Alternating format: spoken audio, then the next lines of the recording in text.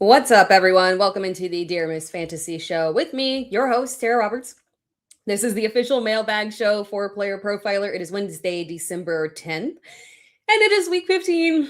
It is week 15, the fantasy playoffs for most people here. Most of us are starting the fantasy playoffs here. Sometimes some start a little early, sometimes some start next week or do 2 first rounds and then head into week 18, which is crazy. If you do that, save yourself the trouble of going through that madness there. But regardless, we are here.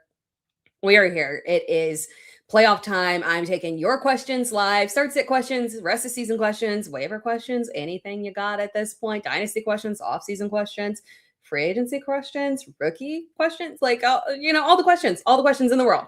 We're here to win championships, and we're also here to prepare for the rest of the season and for the off season as well, because it's going to be a fun one. Let me see hi to the chat here, see who is in here. Hello to Henry Odom. Hello to Nate Deasy. Hello to HF Daniels with the super chat. I will get to that right away. Thank you so much for that.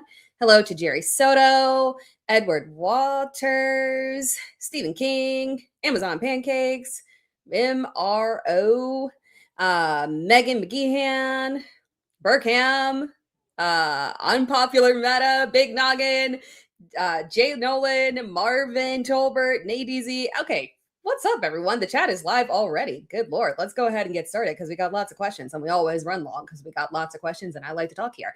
All right. Doing the super chat here first. Thank you so much from HF Daniels.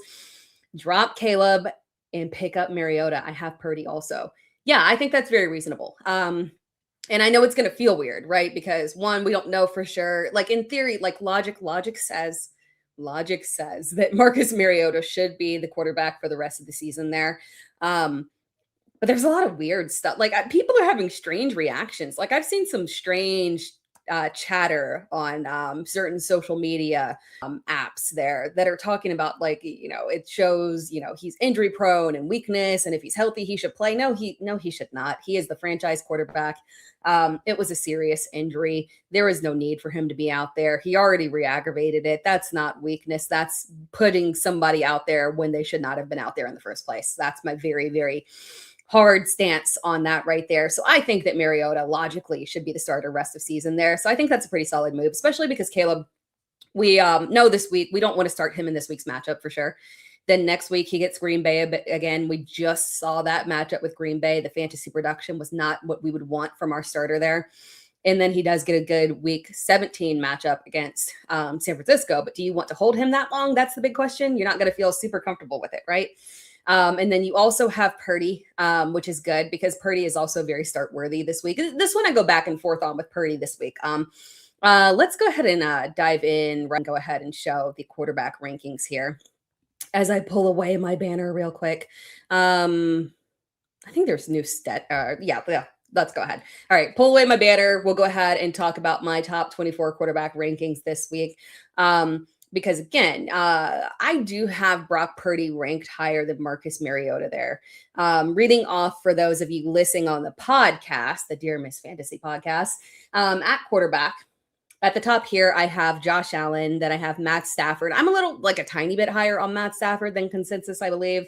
My heart wants to put him as no. Consensus has now jumped Matt Stafford to everybody being at QB2 there. It makes sense. Great matchup with Detroit, obviously. A little revenge game. I don't think he needs revenge or anything at this point, but it's not in Detroit though. After Josh Allen and Matt Stafford, Dak Prescott, I am a little higher on Dak Prescott this week. Consensus has him as QB7.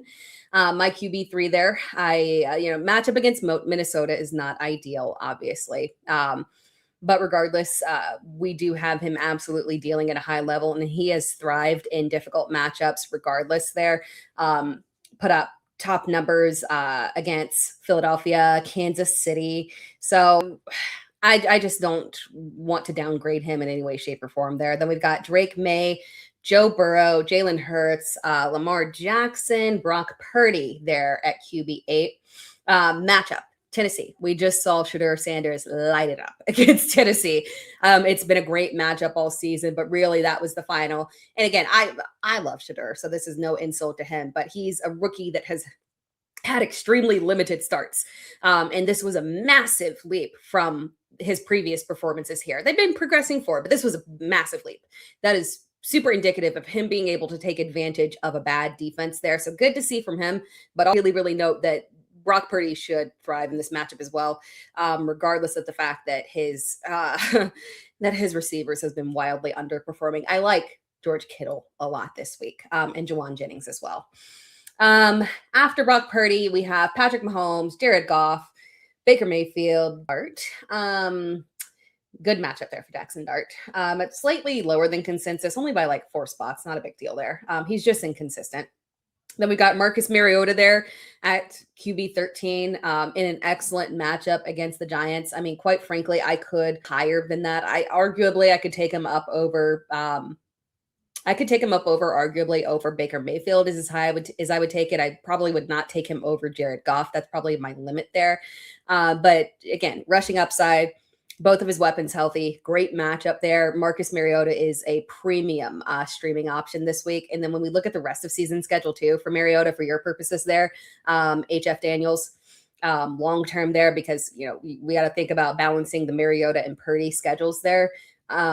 Rest of season after the Giants, we've got a matchup against Philadelphia, which again can go both ways, but again, you can throw on them. It's not a big deal.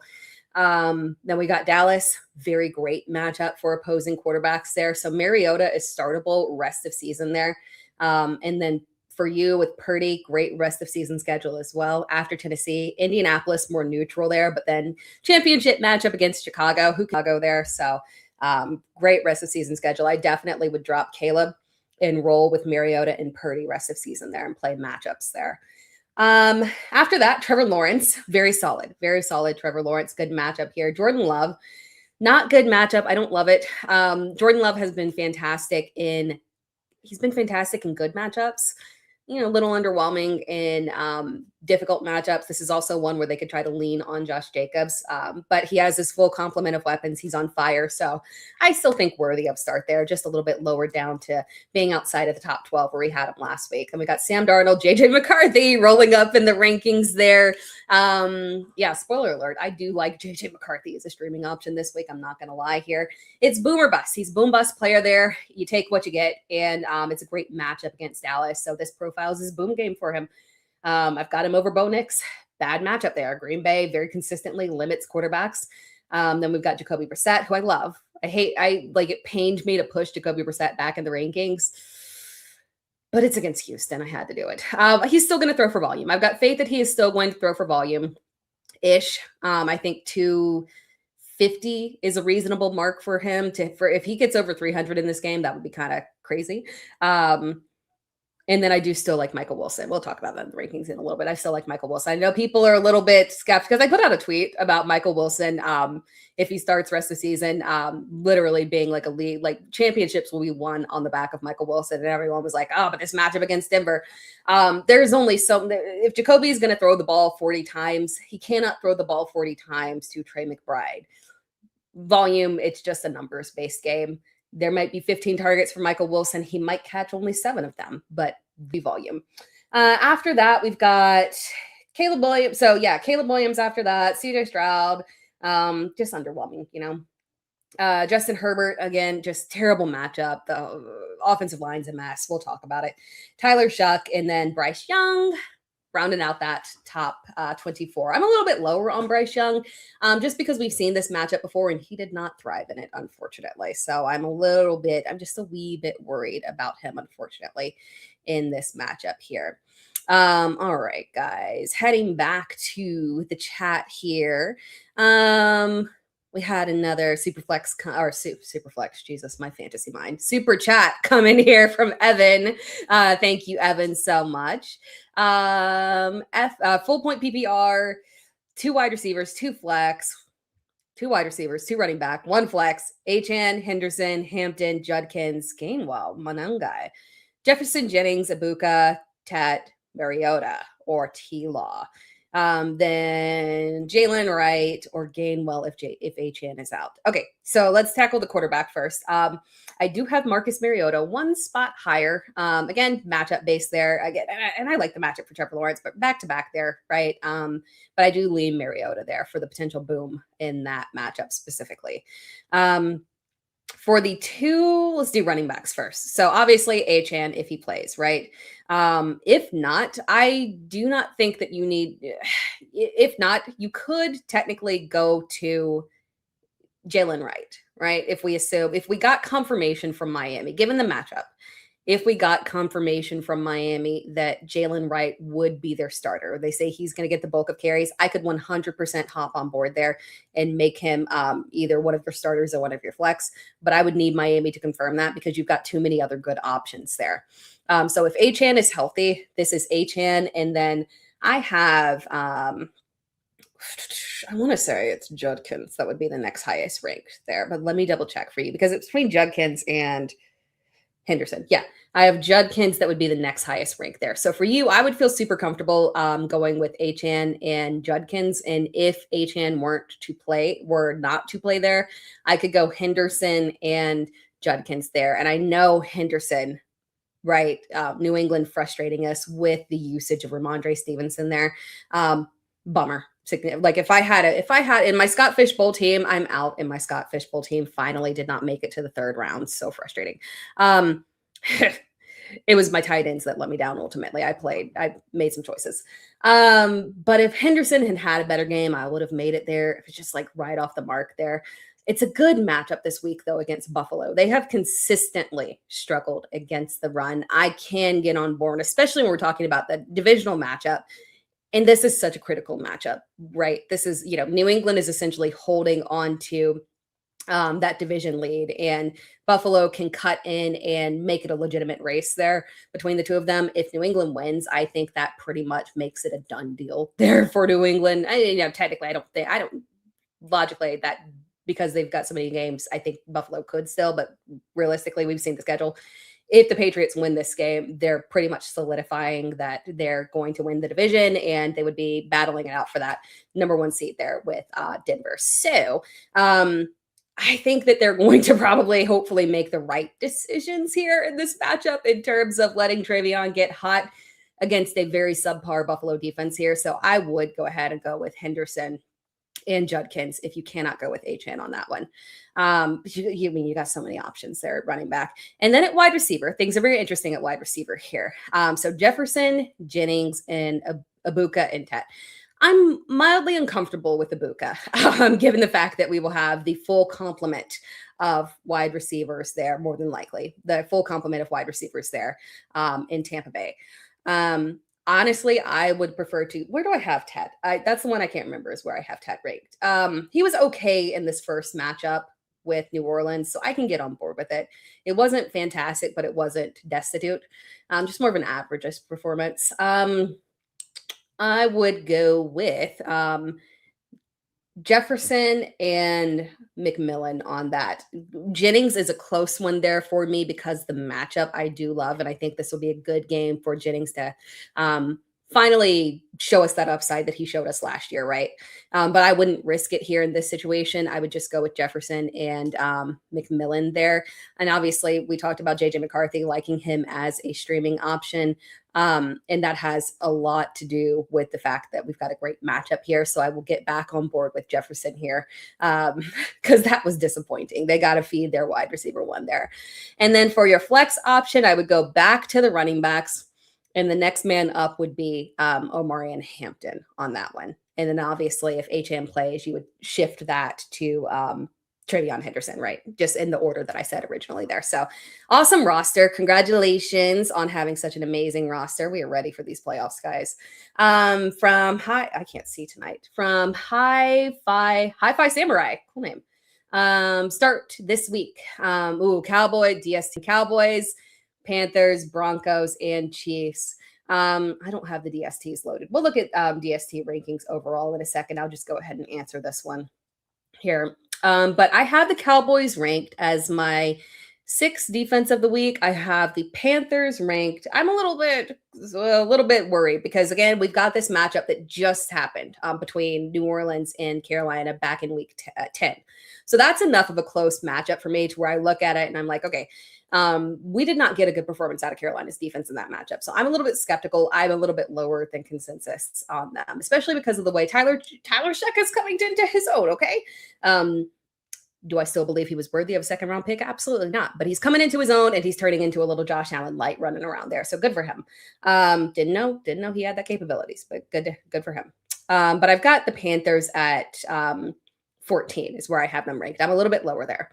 The Broncos I have at 9.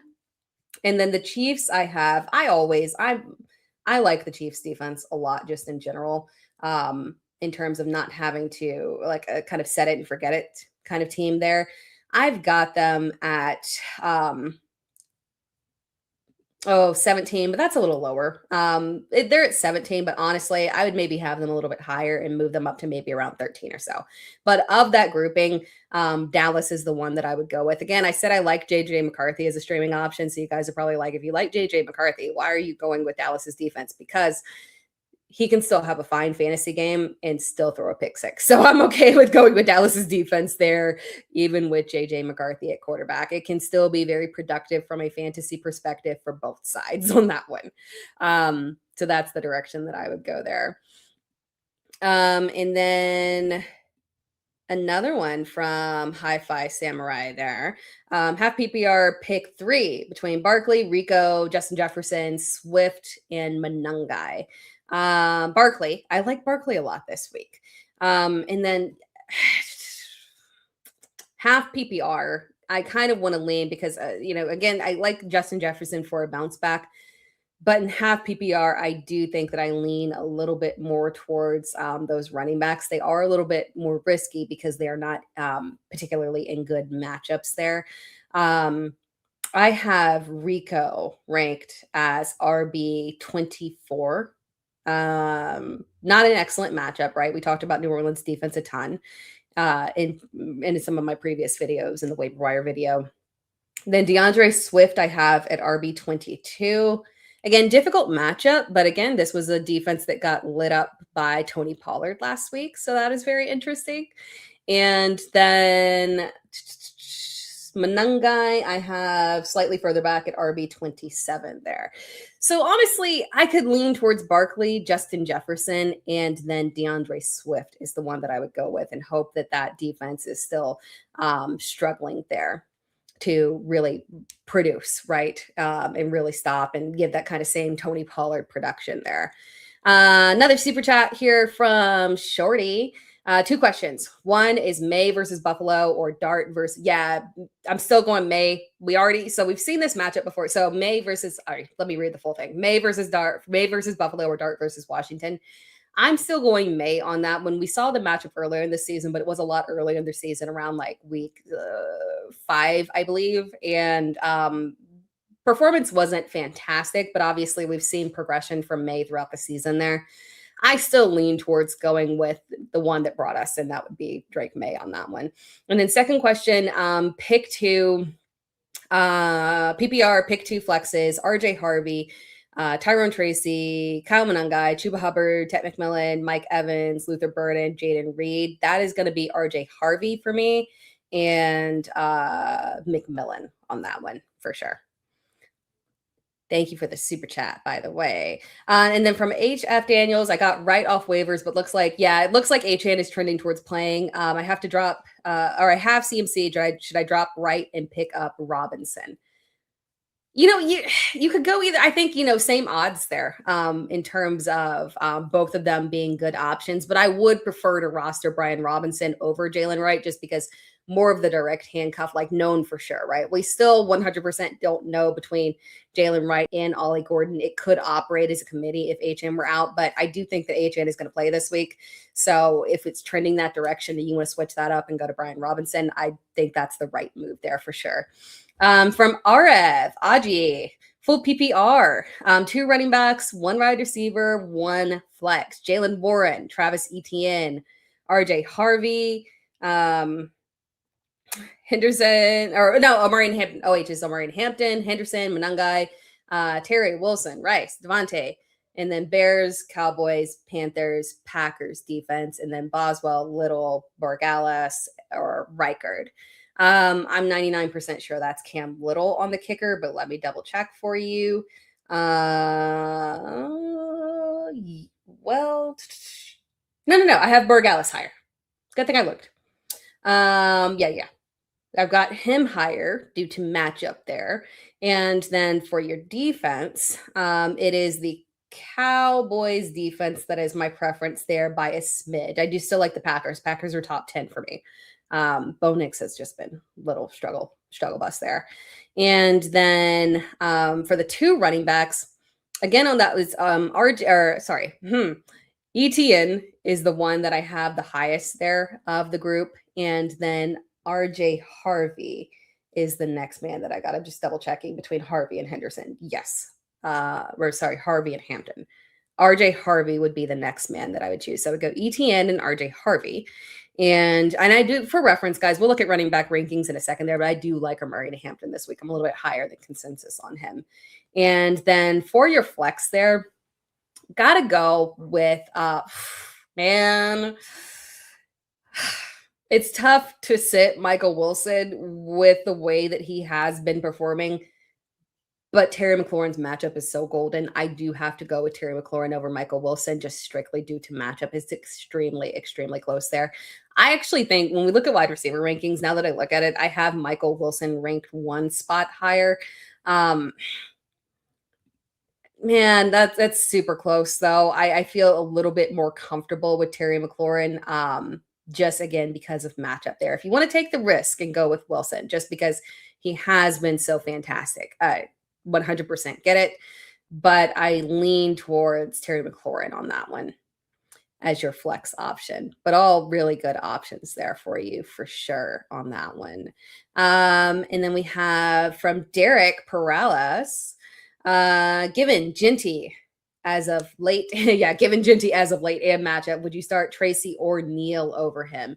No, I've still got Ginty higher, and it's tough because one, my problem with, and I love what we saw out of Neal last week. And it's a really good matchup, right? So instinctually, we kind of want to say, okay, logically, it makes a lot of sense that we should lean into Devin Neal. But man, it's tough. It's tough to place him over in Amari and Hampton there. I don't know if I trust Devin Neal to that extent. And I also don't trust Tyrone Tracy because the last time we saw him, so he went down with an injury in that game, but the injury was in the fourth quarter. He was significantly outproduced by Devin Singletary for the majority of that game. So I don't trust Tracy. It's a committee. I still have Tracy as a top 24 back, or 26 actually, as a top 30 back. Don't get me wrong. It's not a fade or anything, no major issue. But at the end of the day, it's a committee and he is not the one that is getting the touchdown. So that's the only issue there, unfortunately. Lots of super chats coming through. Thank you so much, guys. I'm also going to get to the other chats. I'm so sorry, guys. I'm not trying to ignore you, but we've got plenty of time here. Next one from Aaron Hudson. Thank you so much. Dak or Burrow? My preference there is Dak. Burrow is a super safe option. Again, we just saw this matchup literally 2 weeks ago. I hate when they do like the 2-week thing, but we just saw this matchup. He had a QB 11 performance, so very safe top, and that was the first game back. So I feel super comfortable with Joe Burrow this week. But I give the edge to Dak just because of the upside there, especially if we do get CeeDee Lamb for sure. And then you need a flex if Lamb doesn't play. Right now, it sounds, and the wording has been positive. I do warn people to not just to still be careful and still look at Ryan Flournoy because their wording will need to actually see CeeDee Lamb clear concussion protocol. You can speak. They're not going to say negative things. Man, it doesn't look good. I don't feel good about it. It doesn't seem like he's struggling. I don't know. He is deep in concussion protocol. They're not going to say it that way, right? So we still need to be vigilant there. If Lamb doesn't play, Swift, Tet, or K9. Tet for sure. Again, first matchup with New Orleans. It was okay production. Wasn't fantastic. But again, I love the touchdown equity that he brings, especially because he's been, trending upwards in terms of the touchdowns. since that matchup, really. And again, in terms of floor, that's the one that I trust the most out of that grouping. And you also have H.N. If he doesn't play, which Dolphins running back to start, definitely Jalen Wright on that one. So I think we're good on it, but prepare yourself just in case. Jalen Wright would be the one that you want to go with on that one. And I had been very pro Ollie Gordon. But if you watch my waiver wire video, the thing about me is that I'm not locked into takes. If I see evidence that proves me wrong, I'm okay to back off of that. I don't consider it flip-flopping. I considering it looking at the evidence in front of me and saying, okay, you know what? Perhaps I was wrong, and I don't have to be very staunch about it. It's not a big deal to say, hey, I might have been wrong on that. So I think I might have been a little wrong on Ollie Gordon being the direct handcuff there. Perhaps he was just higher used as more of a change of pace back, because when you think of change of pace, it's always, literally the exact opposite. So when you're changing pace from Devon Achane, you can't go faster than him. To change pace, technically speaking, Ollie Gordon does make logical sense, right? So I think if we have a full direct game replacement, Jalen Wright does physically make a lot of sense, which was my thought preseason. But then Ollie Gordon looked fantastic, so it was just kind of tough to not go with that, right? But yeah, Jalen Wright does look visually like he would be the direct 1-for-1 replacement for HN there for sure. And the super chat, thank you so much from Brother Charles Johnson. Really appreciate it there. That was awesome. You're awesome. Thank you. Warren or Fannin at tight end. Fannin on that one. I'm glad you asked that. We'll look at tight end rankings in a second, but that is a really critical one. Because Fannin has shot up in the rankings in a way that I did not expect. He is all the way up to tight end 4 in Fantasy Pros consensus, I believe. Let me double check there. I think it's 4 off the top of my head. Let me make sure I'm in half PPR. Yeah, tight end 4 in Fantasy Pros consensus. I have him as tight end 6 just because I like Dalton Kincaid. We've seen this matchup before. Dalton Kincaid looked fire last week. It's a great matchup for Dalton Kincaid, so I like him a little bit more there. But Harold Fannin Jr. has shot up in rankings, and we're a little bit worried about Warren because, again, the production has been a little underwhelming recently, right? And also we've got this quarterback situation, which sometimes, shaky quarterback situations can often benefit tight ends more than the receivers. I'm scared for Michael Pittman. I got to start him this week. I'm scared for him. I'm scared for Alec Pierce. I've been rolling with Alec Pierce as well. So this is like this Daniel Jones leaving us is like arguably the most detrimental fantasy football playoff situations for all of us, affecting so many of the players that we have and love there, unfortunately. So Fannin is the one that I prefer there. Love the connection that he's starting to form there with Shadur. And then Lamar or Dart at quarterback. Lamar looked more like himself last week. He looked more like the traditional. He ran more. He looked good when he ran. Didn't seem like the injury was affecting him. So I feel like maybe he's bounced back and is finally feeling a little bit more comfortable there post-injury. I lean towards Lamar on that one. And then are Dowdle and Henderson safe for my RB2 in flex? Or do I need to start? I'm guessing Monty, Manungai, or Blake Corum instead. And then finally, Ibuka or T-Mac at wide receiver 3. So for the running backs there, I think you are safe with Dowdle and Henderson. It flipped back to Chuba Hubbard last week. That was the first time it flipped. The only thing that I can say is that, again, I don't love this matchup here, but I would go with Dowdle over taking that risk with Manungai having a bad matchup, Monty not having a good matchup there either, and then Corum also in a bad matchup. Those were all bad matchup guys. So yeah, I lean towards staying the course there with Dowdle and Henderson for sure, because again, the matchup's so good for him. And then I don't trust the Emeka Ibuka this week. I will go with T-Mac on that one. I hate it for him, but we've got the boys are back. Godwin and Mike Evans are back. And Ibuka was great with Mike Evans beforehand, so it wasn't a major issue. But that player that we saw earlier in the season, he appears to be gone. He appears to have gotten on Ryan Thomas Jr. a little bit earlier than expected, unfortunately. Thank you for the super chat, by the way. From Robert Corkin, do I start JJ, McLaurin, Myers, Reed, Ed Flex? Yeah, we got to go with McLaurin on that one due to matchup there, especially even in full PPR. I mean, you could lean towards in full PPR, maybe Justin Jefferson just because of volume there. but I still match up. And really, McLaurin looked really good with Marcus Mariota before, so I'm okay with that. Leaning towards Terry McLaurin on that one for the bounce back here. And then from Hi-Fi Samurai, Half-PPR, Trust Warren, Parkinson, or Loveland. I could lean Loveland. I have Warren ranked higher right now. Depending on how this quarterback situation shakes out, just because there's so much of an unknown, I'll just take the easier route there and go with Loveland on that one. And then from HF Daniels, have Puka, McLaurin, Flowers, T, Pearsall, Burden. If Higgins misses time, do I have enough depth, or should I grab Flournoy or Jaden Higgins? I think you've got depth. So I do think you've got depth, but honestly, I do think I would rather roster Jaden Higgins over Ricky Pearsall, if I'm being honest there. Good that you have Burden. I think that's going to stick rest of season. Pearsall, I've got concerns about. That's my only issue. Although Higgins doesn't have a great rest of season schedule, Pearsall's is better, so maybe you stick with that. But you've got that's like a minor decision there. Overall, your depth is fine if Higgins misses this week, because for this week for sure you've got Puka and Terry in great matchups. And then you could tilt towards Flowers is it's a middle of the road matchup, right? I would rather go with Flowers over Burden. If for some reason CD didn't play, you could grab Flournoy if you wanted to. I think you could play the odds there with Ricky Pearsall and drop him temporarily for Flournoy, and then maybe pivot to Higgins as well. So yeah, I think I would go ahead and make that move of rostering Flournoy just in case. Pearsall be the one that I would drop. Because honestly, if you got to pick him back up, I don't think anyone's going to be running to the waivers and grabbing him. He'll be there for you.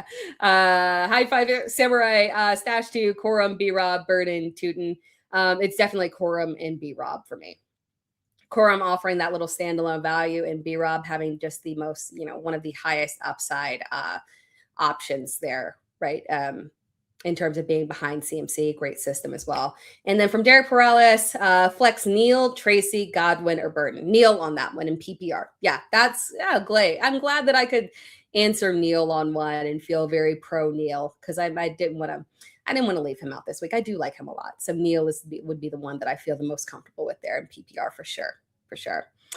Jumping back to the chat here from RH or from R Hightower. Thoughts on Hurts at the moment? So I've still got Hurts ranked higher here, just because one, it's tough to push him back so much because that was a nasty performance. Let's not beat around the bush. That was ugly in an indescribable way.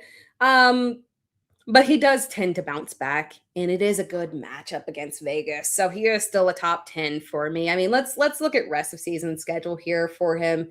Off the top of my head, I don't think it's a major issue. No, not at all. I mean, Vegas, we're good. Washington, great matchup. Buffalo, not so fantastic of a matchup through the air. He can make up for it on the ground because obviously they struggle significantly on the ground there. So rest of season, we're not going to panic here. Last week was nasty. It was ugly. But really, he's been so solid overall. Outside of a couple of matchups, right?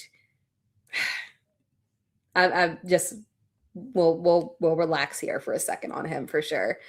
From Evo Ed, 1 QB, 2 RB, 2 wide receivers, 1 flex, Brees, Williams, and Neal. So I guess this is just for the running backs, I'm guessing. I have Brees and Williams rank the highest there. And I know that Brees has obviously been very underwhelming because of all of the turmoil that's going on there with the quarterback situation. And at this point, we don't know who will be the quarterback this week. I thought that Justin Fields was bluffing and did not really have a significant injury, but he might be sticking to his guns here. If we see Brady Cook at quarterback, that is going to be a little scary there. So we got to keep our eye on it. But at the end of the day, it is still Brees. In full PPR, I could maybe, if it's Brady Cook at quarterback, I could maybe switch and go to Neal there. But let's see. We've got, yeah, because Jacksonville's defense is just kind of shaky. So you know what? Just for your safety purposes, if we do not get Justin Fields or Tara Taylor at quarterback, yeah, you might want to flip from Brees to Devin Neal. Oh, my, the times that we are in. Thank you, Jesse. And Jesse says, who should I start? Singletary, right? Singletary, Flournoy there, or Manungai. So obviously, if we had H-Head out, it would be easily right. But I don't know if we're going to get that situation. And obviously, if we had CeeDee Lamb out, it would be Flournoy that we would go with. I lean towards Manungai on that one. He had been very solid, right, in terms of he'd been very solid in terms of the touchdowns, not getting it last week in the difficult matchup with Green Bay. Not a great matchup this week again, but we talked about the fact that this defense was torn apart last week. So it is vulnerable. We'll likely see the Chicago lean aggressively on their ground game here. So I'm okay with it. I'm okay with it on this one. I think it makes sense for them to kind of back off of Caleb. Still decent volume, but they're not pushing aggressive volume with Caleb Williams. So them potentially backing down a little bit there and leaning heavily on DeAndre Swift and Kyle Monangai just makes a whole lot of sense there for sure. Fighting solves everything, says Josh Jacobs, DMP. Would you drop Reed to pick up Emmanuel Wilson, or would you dropping Reed and pick up Emmanuel Wilson be a smart move? You have Puka, Tet, Higgins, Michael Wilson. Oh yeah. Last time he didn't practice, he missed. Yeah. But again, it's Wednesday. I would only do that if he does not practice tomorrow. Wednesday DMPs are often veteran running backs that are just, dealing with nagging injuries, and he is, and have had hefty workloads, and he has had a hefty workload this season. Wednesdays can be just veteran rest days there, with them dealing with injuries, and less about them not playing and more about just giving them time off. If he returns limited tomorrow, I would not panic on that one. I would go ahead and stick with what you've got just in case. Before we move on to any more of the questions, and also let's go through some more rankings there. I am going to have us take a short little break here and hear a word from our sponsors. And I will be right back to answer all your questions right after this. Oh, working out so important for your health, for your sex life, for everything, just everything in general. I perform better across the board, podcasting, you name it. The last thing I need to be thinking about is, creating a new workout routine. That's why we have Fitbod. It prevents you from plateauing.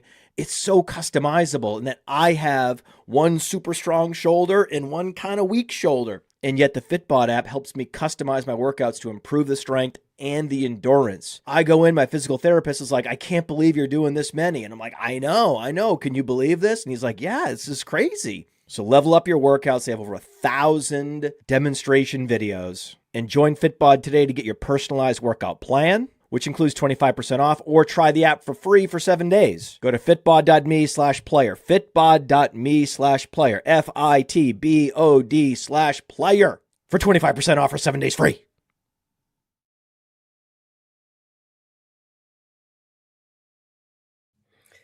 All right, back to the chat here. By the way, guys, what is happening in Michigan? College football. What is happening? all the craziness going on there makes the NFL look very tame right now. Jumping back to the chat here. Let's see. From Jerry Soto, is London season over? This is a good one. I think so. I have been holding out hope, and I hate this because I need Drake London. I need him. But unfortunately, we got no Michael Penix. They're not competing for anything. That makes no logical sense. Like we're Garrett Wilson, Drake London, Marvin Harrison Jr., Jaden Daniels. What are we doing here, people? If you're not competing and your stars are banged up, just go ahead and start them. And I hate it. I won't be selfish from a fantasy perspective. We need our boys to be healthy overall there. So I do think it's over, unfortunately, and we need to be. And there's nothing that we can do about it at this point because it's not as if we're getting amazing production out of Darnell Mooney. There's no pivot. It's just, it is what it is. Unfortunately, Atlanta's got to get themselves together. But hey, they'll have another top pick. I wonder who they will get this year. Defense looks good. I like the young talent that they got. Anyways, side note there. From Mark Peterson. Brock Bowers or Kittle, half PPR, guillotine finals. It's Kittle. Go for it. And it's weird to not say Brock Bowers, but let's pull up some tight end rankings here. Tight end rankings. Step up to the stage. Boom, there we go. George Kittle. Second overall tight end this week. Again, I like this matchup. I love this matchup. But the problem is, I love this matchup. So I do betting videos for Fantasy Pros, the Betting Pros channel. And one of the bets that I had was because I wanted to attack this 49ers offense. But I don't know if I can get on board with Brock Purdy from a yardage perspective. I think the touchdowns will come, but I don't know about yardage because of the fact that, again, we have the wide receivers just underperforming so significantly there and CMC dominating, right? They can just lean aggressively on CMC. But what I think is going to happen is we're going to get a boom game here for George Kittle. It's a good matchup. We should get pass volume here. And Kittle has been on fire over the past several games in terms of having good volume there. So I think we are in line for a nice little George Kittle boom week there. So I lean that by a smidge there. Although I am interested to see. I have not downgraded Brock Bowers this week, obviously. Trey McBride has to be your tight end 1 overall, right? Just because of Jacoby Brissett, touchdowns, and the fact that the volume is just so significant there. And then George Kittle, obviously. But Brock Bowers coming in at number 3 there. Obviously, Philadelphia is not a fantastic matchup, but I am very interested. We don't know for sure who's going to be the starting quarterback, but I am very interested to see Kenny Pickett with Brock Bowers there. I think that Pickett could lean on Bowers. He's a smart veteran. Hey, I'm stepping in. I'm not throwing bombs downfield because I'm Kenny Pickett and I can't. The logical move there is I'm just going to send 10 targets to Brock Bowers there. So I feel good about him with Kenny Pickett at quarterback, and I'm interested to see it there. Good luck in your guillotine finals on that one, Mark. Come back and tell me how you did. I hope that you win. And then from Derek Perales again, or did I get this one or not? I think I did. Just to be sure. Again, on this one, it was Neil. Yeah, we did that one. Neil. All right. Jumping back to the chat here. Oh, we got one from Super Chat from Super Soda Lover. Burden or Gainwell. And you've got Jalen Warren as well. Burden is interesting, right? Because again, not a fantastic matchup, but we did see this defense vulnerable last week.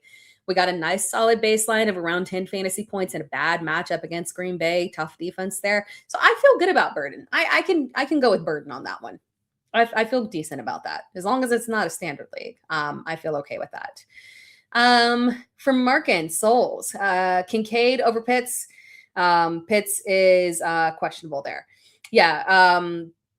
So I'm not worried about Pitt's questionable tag until now. Granted, again, this is Atlanta. So this might be something that he would play through on a regular, circumstance there versus them not being super competitive. So he's hit with a questionable tag. I have not looked into it. But regardless, we'll know tomorrow. He was limited at practice. Honestly, I don't think that it should be a major issue. But I have Kincaid over him because of the fact that we've got this rematch with New England. And in the first matchup, now this was a long time ago and things don't repeat exactly. But in the first matchup, my man went off. Week 5, 6 receptions, 6 targets, 108 yards. So it's a good matchup for them to lean back in on him. Clearly, Josh Allen has missed him. I got worried about him at the beginning of the game where they kept hyper targeting Dawson Knox. And then we finally saw him come through with some volume and a touchdown there, which was good to see because I was getting kind of worried about him. But yeah, I like him in this matchup. And then obviously running through the rest of the rankings, sorry for people in the tight end rankings for people in the podcast who can't see them, which you can always go to the YouTube channel if you ever want to see the rankings just out. And I also have it in my link tree as well. But yeah, so Trey McBride at 1, followed by George Kittle, Brock Bowers, Dalton Kincaid, Kyle Pitts, Harold Fannin Jr. on the rise. Travis Kelce, I think, will have a bounce back week after, I hope, because that was an embarrassing showing there. Bryn Strange, Jake Ferguson after that, Tyler Warren, Isaiah Likely up in the rankings. Good matchup here. I think we talked about that a little bit earlier. Mark Andrews, obviously good matchup. So they're back to back there. Then you go to Juwan Johnson, Colston Loveland, Hunter Henry, Colby Parkinson. I am much higher on Colby Parkinson in rankings. I like him a lot. I enjoy him as a streaming option. I enjoy playing him in DFS. He's just someone that goes underrated, a little bit overlooked in terms of him, providing a nice little streaming borderline tight end 1 performance there for about a month now. He's really taken over there outside of like one bad performance or subpar performance really, but he's just been very solid overall. Then Darren Waller, it's a great matchup, but they're leaning. So Miami is leaning. So they're not aggressively letting Tua throw there. They're leaning on the ground game. The ground game has successful. By the way, also, I am concerned. Obviously, this is the one game in the Dolphins schedule that I was mildly concerned about. It's a great matchup pass wise, so I can get on board. But it is going to be super cold in Pittsburgh, and we know how Tua is in the cold. So bear that in mind. After that, we've got Theo Johnson, which I've teetered back and forth on Theo Johnson. I'm a little bit lower in rankings than consensus on Theo Johnson, just because I like him a lot. And in theory, he should be good to go with Jackson Dart, and it's a great matchup as well. But I'm just concerned about the lack of volatility and that maybe they lean into the ground game on this one. I'm sorry, not lack of volatility, the volatility there. After that, Dallas Goedert, Dalton Schultz, AJ Barner, Mike Gesicki, Aronde Gadsden we have to drop him in the rankings, guys. I'm sorry. It's over. Unfortunately, it's not him. It's the offense. It's the offensive line. It's Justin Herbert struggling behind the offensive line. They're leaning into the run game there. I don't think it's going to change because that offensive line physically can't get better. That's very unfortunate there. What's happening and what has happened to that offensive line and the pass game there. And then rounding things out, it is Evan Ingram rounding things out there. Lack of trust in Evan Ingram there. Let's see here. From Megan. Oh, yay. From Megan McGeehan, with your help, playoff bound. Awesome. Got Dak, Burrows, CD, Rice, London, Ted, AD, Bowers, Tyler Warren, Rico, Marks, Aaron Jones, Mason, Philadelphia, and Dallas. Drop AD for Neal, Bam, or Burden. And then drop Dallas for KC week 16. And then Tennessee or Dallas. Or Tennessee or New Orleans there. Versus, yeah. I'm okay with going with, let's do defensive first. Yeah, I'm okay with dropping Dallas for KC week 16. That's perfectly fine. I would drop AD I would drop him for, man, I think Alvin Kamara is going to be shut down for the year. It's tough to not go with Bam Knight because we know for a fact that Trey Benson is shut down for the year. Surprise, surprise. We talked about it a ton, so we are not surprised on that one. Saw that one coming. That's sad. But I would go with Neal just because one, at least assuming that we are probably going to see Kamara shut down for the year. At least we have that pass catching upside that has come through very strong for Neal in PPR. And then with Bam, I like Bam still. I'm very pro Bam in terms of picking him up. Only thing that pushes him back below Devin Neal in terms of priority is the fact that if we get Amari DiMercato back, that will be a committee between the two of them. So it just does make Bam touchdown dependent there. So, and Neal can get there without a touchdown because of the receiving upside there. So, and good rest of season schedule for Neal as well. So that one right there, I'm thinking about making a video of rest of season playoff schedules. I've been thinking about it 4 weeks and now we're at the playoffs, but I don't know if I'll have time to get it out there. But yeah, Neal's rest of season playoff schedule warrants him being the one for sure there. Jumping to super chat here. Let's see, from Evo Ed. Full PPR. 1 QB. Stafford. Purdy. Stafford on that one. Yep. And then 2 running backs. Javonte Williams and Brees Hall, Devin Neal, Rico, Chuba. So again on that one, Javonte is the one that I feel the most comfortable with. Brees I have ranked the second highest there. My only concern there for Brees is obviously the quarterback situation. We talked about it, which could make you tilt more towards, and you're in full PPR, so that does bring appeal for Devin Neal.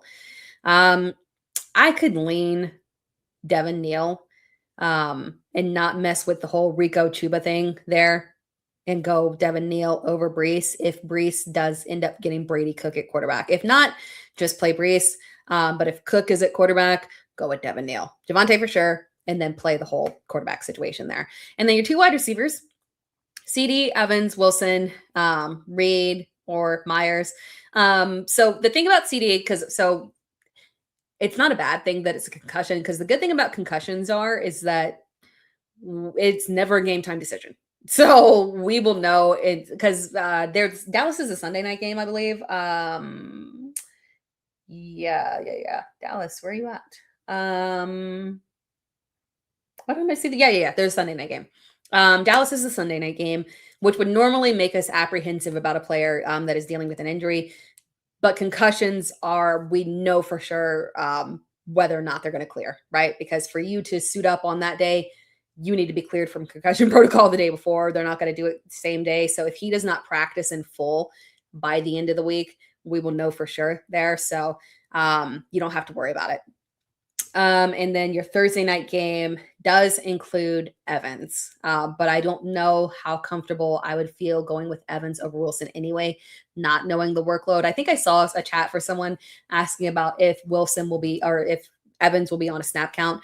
I have not heard. The fact that they seemed very positive about his return there makes me feel more comfortable that he might be on the Bucky end, because obviously when we're talking about the guys that have returned from injury, when we got Chris Godwin back, he was clearly limited, right? And we were told he was going to be limited. When we got Bucky Irving back, there were no limitations. So we've got a 50-50 chance here. Hopefully they give us some kind of indication before the game here, but I still worry a little bit in the first game back there. I don't know how much I'm willing to risk it when you've got CD and Wilson. So I would pause, and you've got Reed and Myers as well. So I would pause on Evans. Don't play him. Wait for CD. CD, if he clears, we should know by Friday, Saturday morning at the latest, in my opinion, if CD is going to clear or not. If he clears, you play CD and Wilson. If CD does not clear, you play Wilson and Myers. And then for one of your flex, you would need to probably go with tough matchup for Reed on that one. For one of your flex, I might lean towards going, it's full PPR. I would probably lean towards going with one of the Panthers running backs on that. Well, you've got the whole situation of, if you're starting Brees, then you can just play Neal in flex. If you have to start Neal because of the quarterback situation with Brees, then go to Rico on that for your flex option. All right. Hope I ordered that in the right way for you. I think I did. I think I ordered that in the right way for you. I don't know if we got this one from Soda or Super Soda Lover, Burden or Gainwell. And then you own Jalen Warren as well. Safer option there. I think I might have done this one. Safer option is going with Burden. Again, matchup is not a major issue there. He gave us a nice floor. So I lean towards Burden on that one. I love Gainwell, but lean towards Burden on that one. Jumping back to the chat here. And of course, chat, feel free to answer each other for sure. I see Markin getting in there and answering, so thank you so much. From Rosh, Kyron, or Harvey. So have we done running back rankings? We have not done running back rankings. Running back rankings to the stage there. My second monitor is tripping out. Okay. So I haven't been able to read from the left side here. Keeps going black. There's something weird going on. I got a new computer. I can't use the new computer. I got a new Mac Mini. It's awesome, but for some reason it does not pick up my microphone, and I got to figure that out. So I'm on my old computer, which is acting kind of weird and blacking out the screen. So occasionally, if I look like I'm a little confused or something, it's because one of my screens has gone blank. But I'm here, and you guys can see me, so it's not a big deal. But running back rankings there, going through those. Really standard at the top, right? I mean, Christian McCaffrey, Jahmyr Gibbs, Bijan Robinson, Devon Achane, Derrick Henry, Bucky Irving, Saquon. I'm a little bit higher on Saquon. I'm trusting it. And a decent matchup there against Vegas. James Cook, not good matchup for James Cook. Josh Jacobs, Jonathan Taylor. Moved him back just a tiny bit there because of the situation. I think they're going to lean aggressively on JT. And obviously, if you have JT, I have JT, and I have to play him because I did not grab my first round bye. I was one spot out. But if you got JT, you have to start him. There's no scenario in which you ever want to. It's a bad matchup, but no scenario in which we ever want to sit Jonathan Taylor. Grin it and bear with it. And trust in Phillip Rivers. Oh my gosh, guys, can you believe we might see Phillip Rivers in uniform this Sunday? That's crazy. That is crazy. I mean, I'm sure he can hand the ball off well. They said the arm's still good. I'm confused as to what the conditioning is because he has quite a busy schedule there as a dad. Oh, you guys can tell when my screen goes out because one sides of my face gets really dark because the light disappears. That's funny. But yeah, that's going to be really funny to see what this all. I hope Phillip Rivers plays just because for the memes. I want to see it. Yeah, this will be a memory for us for sure. And what if he actually comes out and does well and like they hold on, they make it into the playoffs, and I don't think not lead them to a Super Bowl, but it's wide open. So who knows? That's not going to happen. But what if he wins a playoff? Like this would be amazing. So I don't know. Fingers crossed. I love good stories there. It'll be fun. Back to the running back rankings. Jonathan Taylor at 10, Travis Etienne after that, Chase Brown, Quinshon Judkins, Kyren Williams, RJ Harvey, Travion Henderson, Javonte, Amarian Hampton, Ashton Genty, Breece Hall. Again, he is in that questionable range there where he can move up or down based off of what this quarterback situation is. And then we've got Jalen Warren, DeAndre Swift, Woody Marks, Rico Dowdle, rounding out the top 24. And FYI, because we had a ton of Devin Neal questions, Devin Neal is at 25. So he is right in there, like right behind Rico Dowdle, shortly behind DeAndre Swift. He's right up in there with the rankings. And by the way, these are my half PPR rankings, by the way. So in full PPR, I would give him that edge over Rico, to be quite frank. I'm still on the fence about Woody. But yeah, so jumping back to this, Kyren versus RJ Harvey, I have Kyren one spot higher. It is not a good matchup against Detroit, but I do not like RJ Harvey's matchup against Green Bay either. They're both floor plays there. The only good thing there against, and I want to check out what Fantasy Bros consensus is. They have Kyren at RB 15 and then RJ Harvey at RB 17. So Fantasy Bros consensus rankers also agree that Kyren Williams is the way to go there. It's just a matter of the fact that the Rams will move the ball extremely well against Detroit because Matt Stafford will throw on Detroit. The pass defense is an issue. So I don't expect Kyren to get a ton of yardage on the ground. I mean, hey, big plays can pop off, right? I don't expect him to get a ton of volume on the ground, but there are going to be multiple goal line opportunities because of the way that Stafford is going to move that ball. So that's what gives him a little bit of the edge there in terms of still staying borderline RB1. And then RJ Harvey's matchup with Green Bay, it's just an issue. It's not a major. I'm certain I'm starting him somewhere. Yeah, for sure. RJ Harvey, the matchup against Green Bay. I mean, we've seen it. They're not a defense that is going to put you in a situation where you get 2 fantasy points, right? but they are a defense that is going to put you in a situation where it's a floor game. So that's my only concern there, is that we're just probably in line for a floor game, not the fantastic performance that we have gotten used to here. Harvey's been so good over the past couple of games.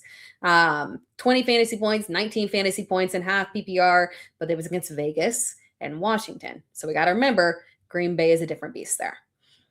Moving back to the chat here real quick. From Elia, Pollard or Marks? So I have Woody Marks higher. I think that the Pollard performance was an anomaly there. We got to go with Woody Marks there. At least we know for sure the level of as inconsistent as Marks's workload has not been consistent. The fantasy production has been underwhelming, but the carries have been there. So he's getting volume, he's getting carries. It's not a major issue. He's being productive. It's just that the touchdowns didn't exist until last week there. So hopefully he keeps that pushing forward. But regardless, just a known level of volume there, not having to share a backfield really, Chubb, falling to the wayside there. It is Woody Marks that I would go with for sure. Super chat here from Jesse Rodriguez. By the way, guys, if you have any more questions, we are nearing the end here. Got to get my kids off to bed here very soon. Jesse Rodriguez, haven't heard anything on HN. Do you think we'll play, or should we look for another running back? Yeah, and unfortunately it's Wednesday. So, we're probably not going to get anything solidified there until tomorrow. Hopefully, if he comes back, if he's limited tomorrow, I'll feel good about it. But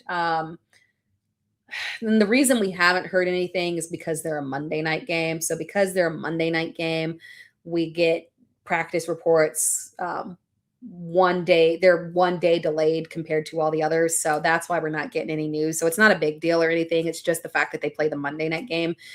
So we don't get the reports in at the same rate as we do the Sunday guys, unfortunately. So he has no tag right now. As long as he's limited tomorrow, I'm okay. But we'll have to play that by ear. Mike McDaniel said he's good, but also didn't really guarantee it. His words were very positive, but they were also very non-committal. If you really listen to them, he's like, if he's ready, he's going to play. Okay, Mike. We know if he's ready, we would assume he would play. We want to know if he is ready to play. So yeah, you gotta wait on that one. But I don't think it's to the severity that we won't have that information by Sunday.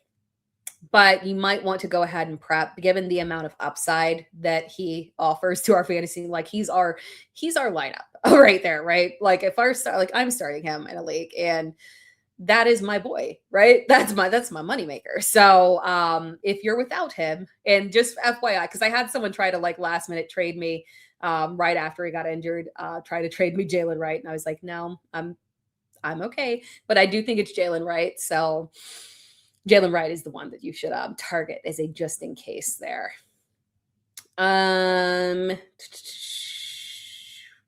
Let's see here. We have from 6'6" pace setter, 2 wide receivers between Waddle, Olave, Wilson, and Robinson.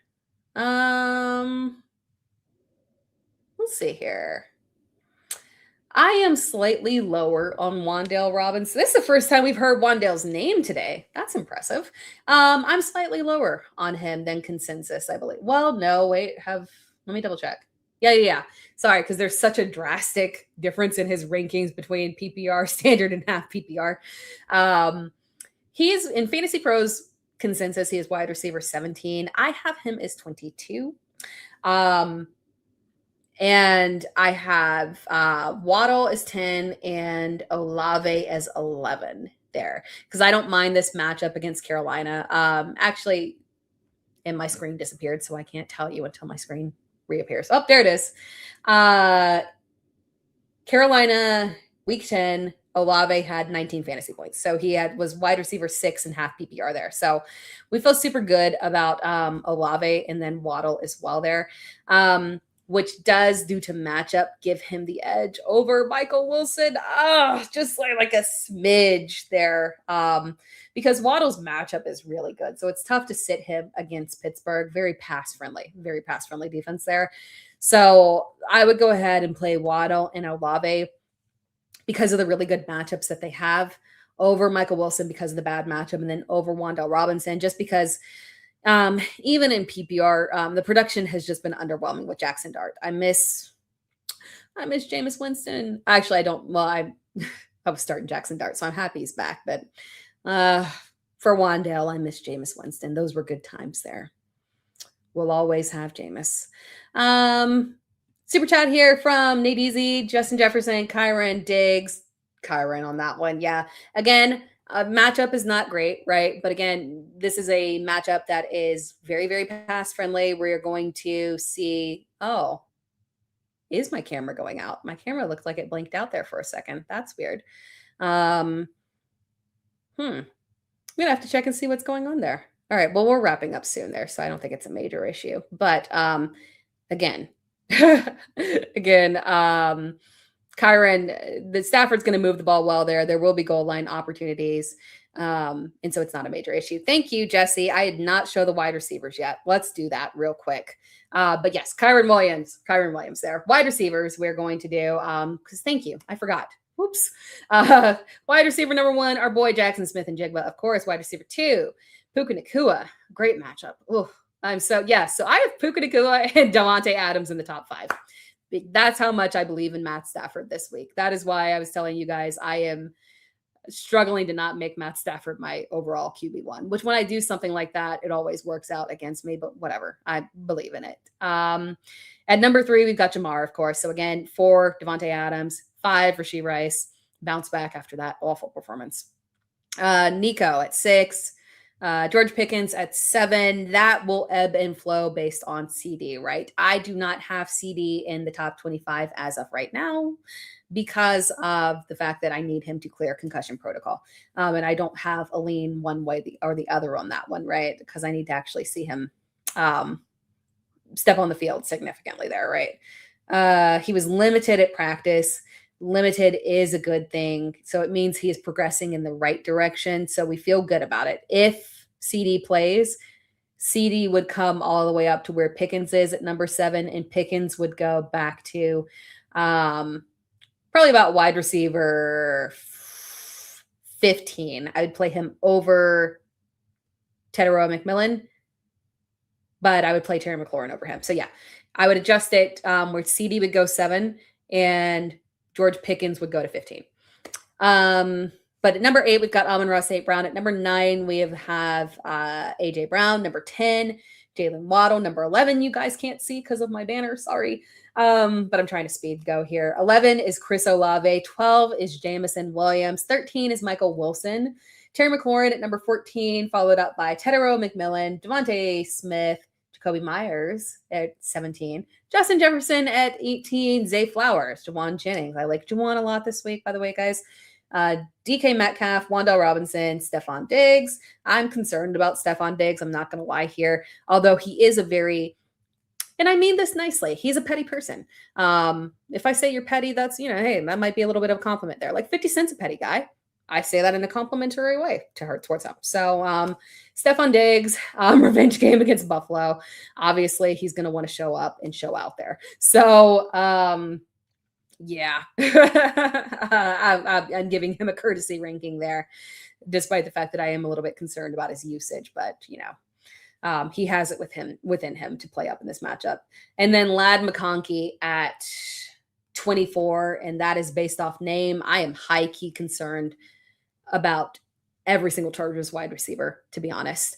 And Flock Nation has Stephon may have some incentives coming up here. Leaving says if you had vitamin water money, if you had vitamin water money, you might be a little extra petty too. You do whatever you want with that. But yes, I'm high-key concerned about those Chargers receivers. And we got no Chargers questions here because I'm guessing everybody is on the same page of like they're terrifying in terms of Justin Herbert. He has no time to throw. This is no insult. I love all Chargers. But he has no time to throw.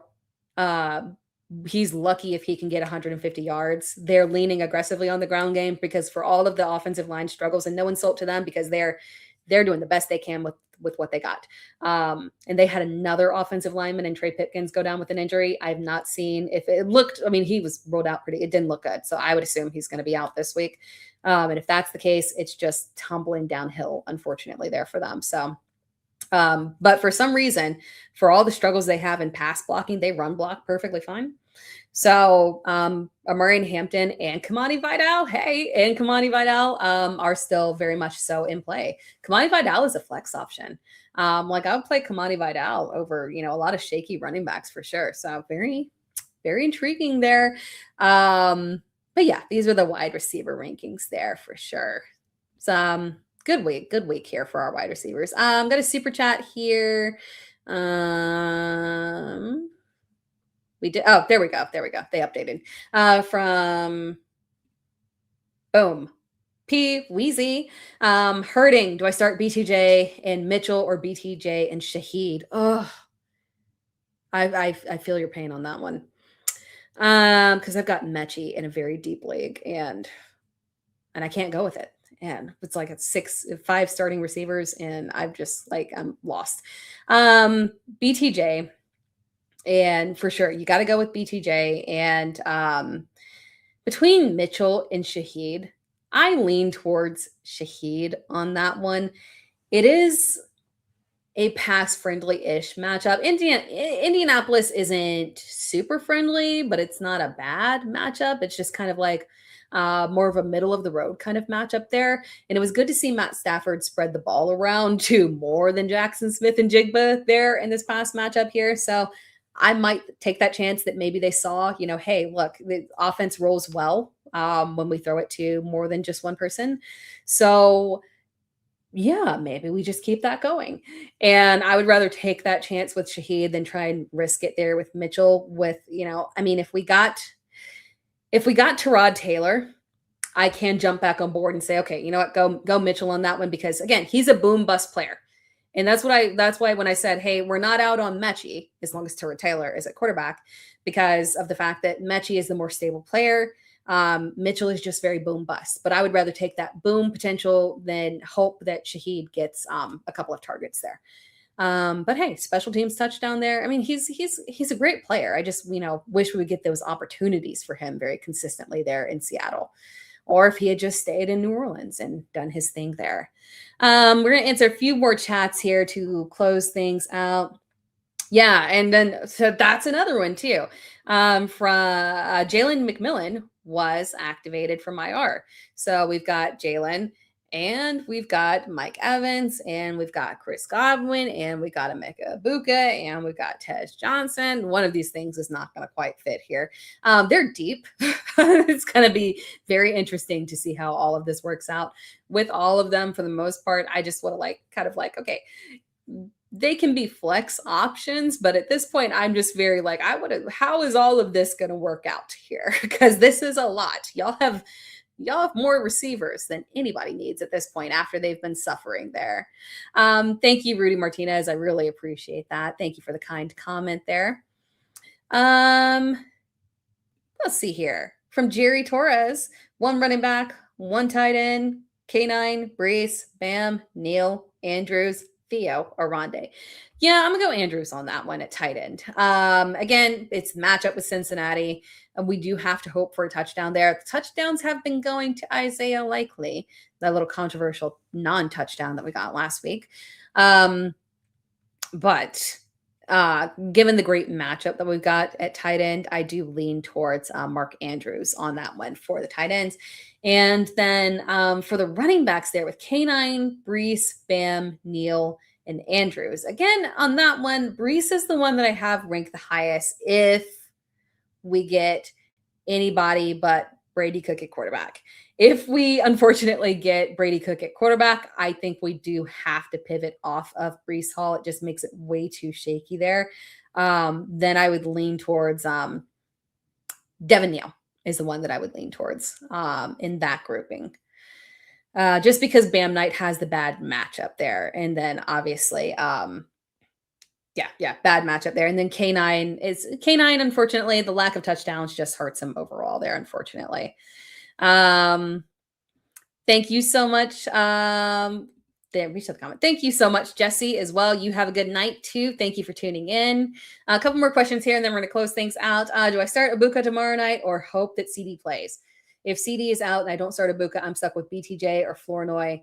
No. You've got Flournoy. You're good. And you're in your 2 wide receiver, 1 running back, 2 wide receiver, 2 running back, 2 and 1 flex. And you've got CD, Waddle, Gibbs, Hendy, Hart. Yeah. You're fine. You're fine. Don't play Ibuka. The upside is it's way too risky, right? With all those mounts to feed, pause on Ibuka, let it play out. Hope that CD plays. And if not, I do genuinely like Ryan Flournoy in this matchup. And the reason for that is that in matchups that we've seen Flournoy, which is specifically 2 situations where we've seen Flournoy have those big boom performances, it is because 1, CeeDee Lamb is out, and 2, the defense is clamping down on George Pickens. Minnesota is a defense that can and will clamp down on your wide receiver 1. They shut down Jackson Smith and Jigba. That's enough said, right? So if you have the capabilities of doing that, you can shut down a George Pickens as well. And in that situation, that is where we get that boom kind of performance from Ryan Flournoy. So if CD is out, I would start Ryan Flournoy over BTJ for you, for sure. Oscar, Michael Wilson or Ricky Pearsall? Michael Wilson for sure. For sure. I don't want to mess with Ricky, unfortunately. He is just, I don't know if his knee is not right or what. He is just not performing at the level that we need, unfortunately. Michael Wilson, difficult match. I talked about it earlier in the live. I know people are a little bit skeptical because obviously this is one of the most difficult pass defenses that you can go against. We have seen them shut down elite talent, right? And Michael Wilson is cool, right?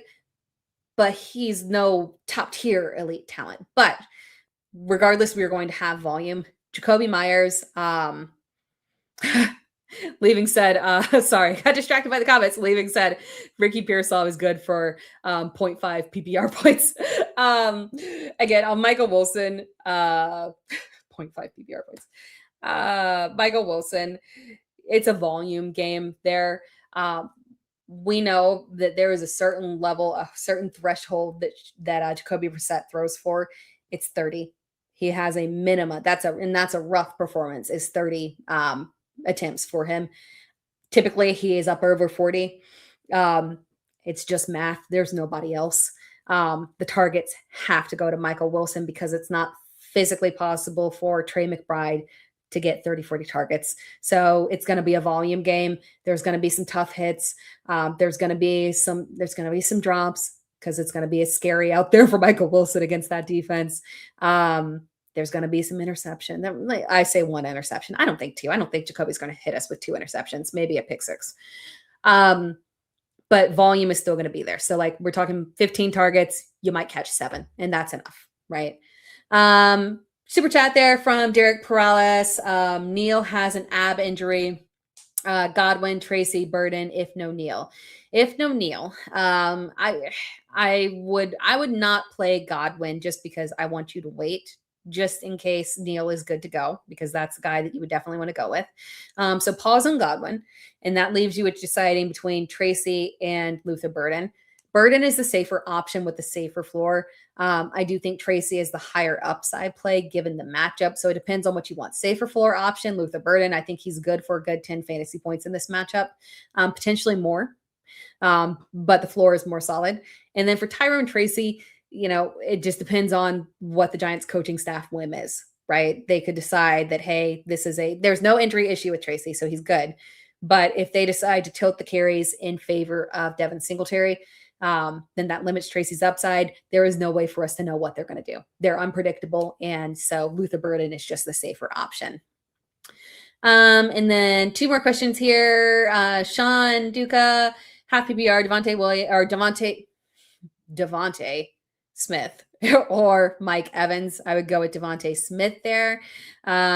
Chris Bentley, Burden, or Reed. I'm hearing Burden. Yeah, I would go with Burden for sure. It's just matchup. Matchup is more difficult for Reed. Denver can clamp down overall. I'm thinking that we probably will see Green Bay try to lean aggressively on the ground game with Josh Jacobs there. So Burden is just the safer option for more of a solidified floor there in a better matchup situation. Again, difficult defensive matchup, but we've seen them get beat up very recently. And then Cinnamon Kiss, Ibuka or Judy. I would take the risk and go with Jerry Judy. I know it feels weird. But again, Ibuka has been struggling. And again, we've got other start sits there with Ibuka. Ibuka has been struggling, unfortunately. We've got all of these weapons coming back. It's going to be a boom or bust situation, and we've had more busts lately. Jerry Judy has a great matchup. So yeah, I lean towards Jerry Judy there over Emeka Ibuka, as crazy as that sounds there. But we do have, should I start Love? Love is still startable. It might not be a high volume day. Maybe touchdowns will be what carries him through, but he's gone more into, I think he's like my QB 15 or 16, so around that area, where he's still a borderline startable option, but I would prioritize a guy like Marcus Mariota over Jordan Love. I would play Jackson Dart over Jordan Love. I'm going to lean towards the rushing quarterbacks over Jordan Love just because of the bad matchup there. Miami or Saints defense. I did not have the defense graphic there for you guys, but I have Miami's defense ranked as 13, and then the Saints defense ranked as 12. I like the Saints defense a lot this week. So I would go with the Saints defense on that one.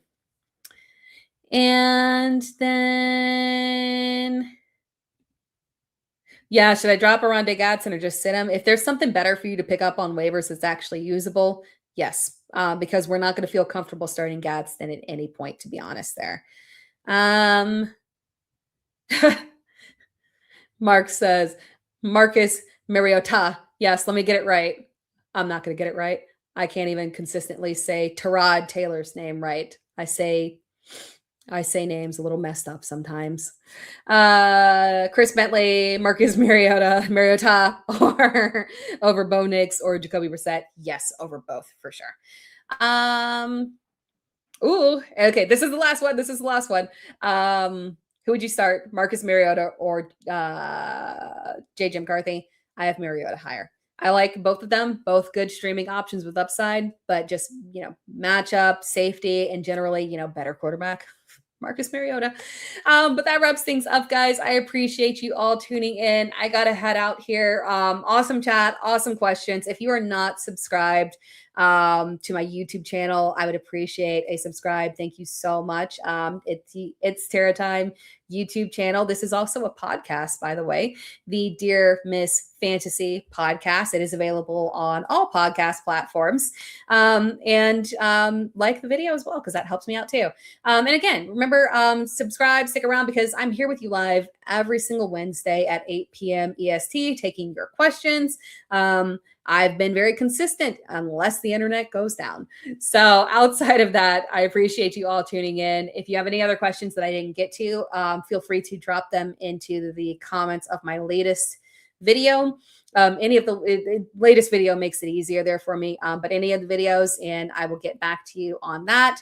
Otherwise, good luck, everyone, with your lineups this week. I appreciate you all tuning in. Hopefully everybody wins and we all make it through and we're sailing away, unless you are one of my league mates sneaky in here listening. And I'm sorry, I hope I beat you this week. But everybody else, good luck with your lineups. Hope you have a wonderful week. Enjoy the games, and I will talk to you all next week. Have a good one. From the Podfather to you, I deeply appreciate you tuning in. And many ask, what can I do? What can I do to help support the hosts, the research they do, the production costs? Go to playerprofiler.com, Dynasty Deluxe, World Famous Draft Kit, Rankings, DFS Dominator, and of course, data analysis. Subscribe to any one of those, and you support all of us and take Player Profiler to the moon.